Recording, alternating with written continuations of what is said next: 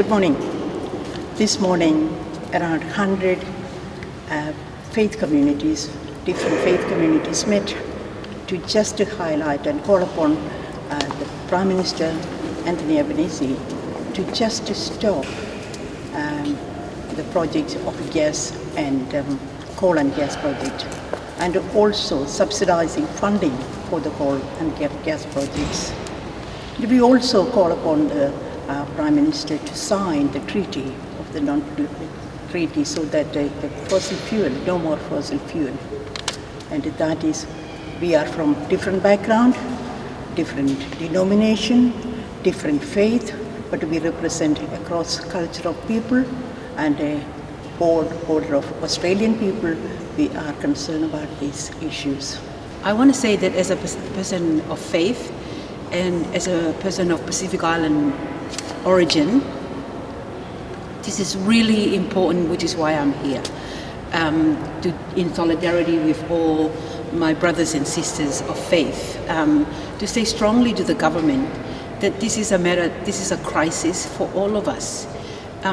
I know that we talk about the Pacific as the face of this climate change emergencies, and that is true. And as an issue of justice, it's unacceptable that populations with the tiniest carbon footprints are the ones that are at the front line, with the direct impact of climate change, and without the resources to address them. So we need to support them. But I'm also concerned that when we make someone a victim, we make it a problem for that someone. But when we own it, all of us, and I want to say that Australia is really impacted by this, and other countries like Australia. So we should say very loudly and give all the facts and details of how climate change is impacting countries like Australia, so that people can own it as our problem. It is survival for all of us, not just for members of the Pacific nations.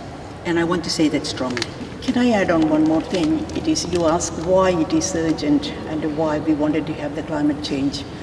We are parents and grandparents, and we would really love to see this world is there for our grandchildren to grow up and enjoy the world. The way in which it is happening at the moment, the flood, the storm, the bushfire, the heat, all these are actually saying that climate change is real. It is not just only the scientific proof is there, but it is, we are feeling that and we are suffering with that. This morning, for example, I heard the news, Tasmania is flooding, and it is not acceptable. When we can make some changes, if it is within our power to make the changes, we should be doing that changes. And we are actually earnestly asking the government of Australia to help us. It's not only the economy, but also the people's life matters. If you look at the coal power, they did develop a program to just be sustainable, and also it's a long-term program, and it may not happen overnight. We are intelligent enough to creatively look and work towards that. We are representative of a larger number of people in each congregation, the schools, or in our agencies. A larger number of people are behind us, and we are actually acting on their behalf, and they are talking to us. It's not only just the leaders only who is talking, and it is a family of them. It is the future of our children. That is them. And so we happen to be in the position or the head of the churches, and we are speaking on their behalf.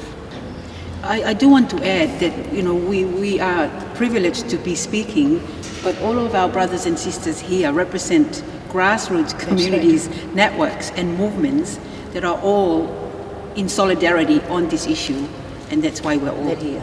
That's right. That's right.